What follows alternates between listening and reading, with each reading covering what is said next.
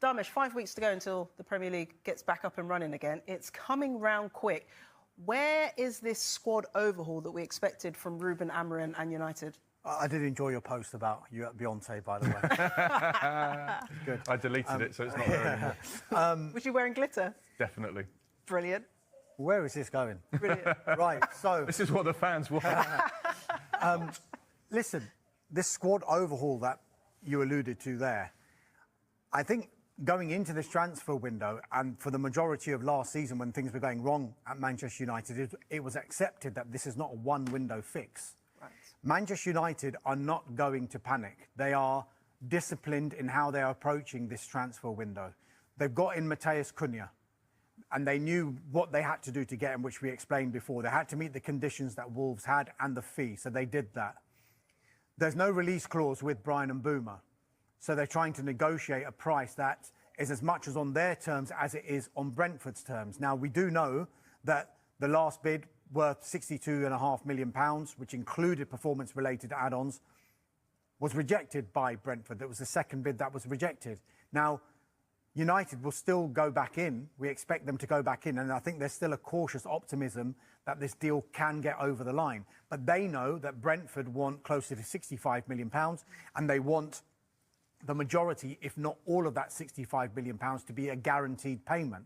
So that's where the negotiation will happen between Manchester United and Brentford. Can they have a halfway point where they can meet? Because they know that Brian Mbeumo wants to go to Manchester United. So we do know that those are the two primary targets for this transfer window before they focused on what they could do with regard to sales. And we've been talking about it for the past week, those 5 players, Marcus Rashford, Jadon Sancho, Alejandro Garnacho, Anthony, Tyrell Malacia, all given extra time before they return to the training ground, even though Marcus Rashford has come back a little bit earlier, to find out a solution for their future. Now, if Manchester United can get their way and they get these players sold on a permanent deal, they can then generate money to maybe fund other areas of the squad that they want to do in this transfer window. So it's not a case of, right, this one transfer window, get rid of 10 players we don't want and bring in 8 players that we do want. It's almost impossible to be able to do that in one window.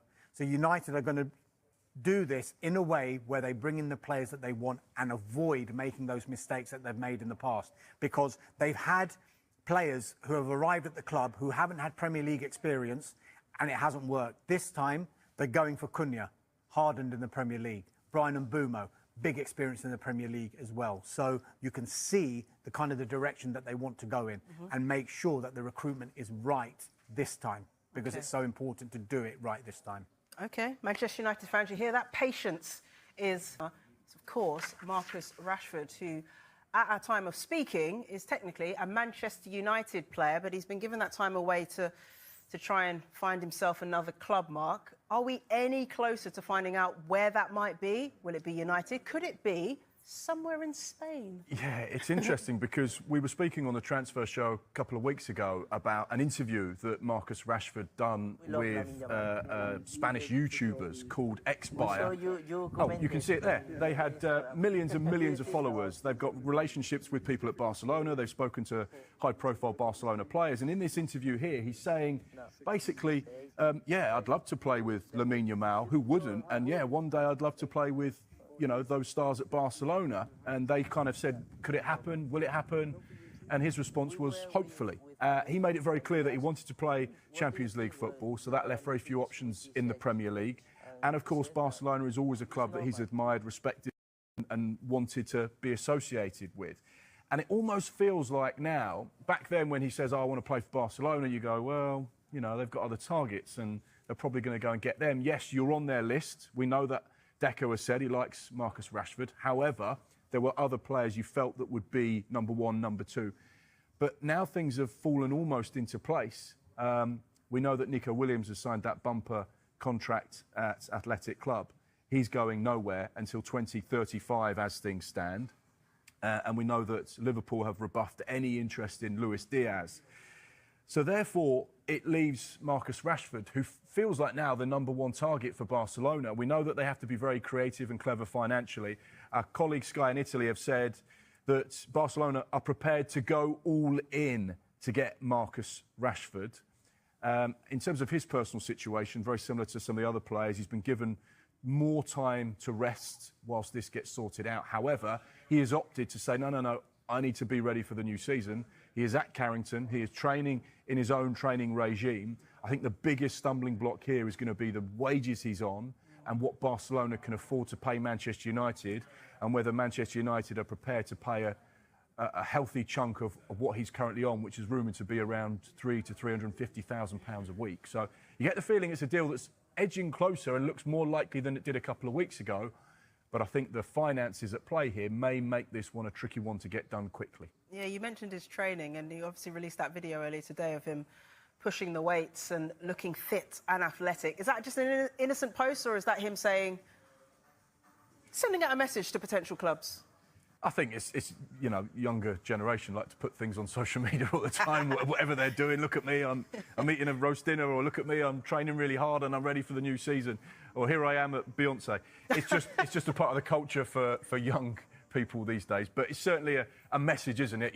I'm ready to rock and roll. I'm ready to go. I'm in good, fit, lean shape, and if you want me, come and get me. Okay, come and get me, plea. We've seen that before from many a player. Manchester United have made Mbeumo a top priority as they aim to fix their goal-scoring issues this summer. The 25-year-old Brentford forward had a phenomenal season, bagging 20 goals across all competitions, and Ruben Amorim sees him as a key solution to United's attacking problems. But getting him to Old Trafford hasn't been easy. United have already had 2 bids rejected by Brentford, who are holding firm on their £63 million valuation. Despite the setbacks, the Red Devils remain determined to land him before their US pre-season tour kicks off. Tottenham Hotspur were also monitoring the situation and reportedly showed interest in Mbeumo. But according to sources close to the player, the Cameroonian is prioritising a move to Manchester United over Spurs. That's a huge boost for Amorim's side, but the story doesn't end there. Now here's where things get even more complicated. Nottingham Forest have made a fresh bid for Yoane Wissa, Mbeumo's teammate at Brentford. Forest are eyeing Wissa as a replacement for Anthony Elanga, who's reportedly close to joining Newcastle. If Wissa leaves, Brentford could suddenly find themselves short in attack, and that could force them to increase their asking price for Mbeumo. That's bad news for United, who are already negotiating in difficult territory.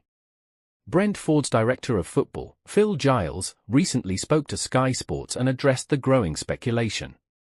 He confirmed there's significant interest in Mbeumo, but also made it clear that the player is happy to stay if a deal doesn't happen. He had an unbelievable season. If the deal is right, there's a deal to be done. If not, he stays, Giles said. He also revealed that Brentford have spoken with Mbeumo's camp and are not desperate to sell unless a very strong offer comes in. Let's not forget Mbeumo is entering the final year of his contract at Brentford. That gives United some leverage, but also increases the urgency. If Brentford don't sell him now, they risk losing him for much less or even for free next year. With Forest's pursuit of Wissa heating up and pre-season looming, United may have to act fast and decisively if they want to secure Mbeumo before the situation escalates.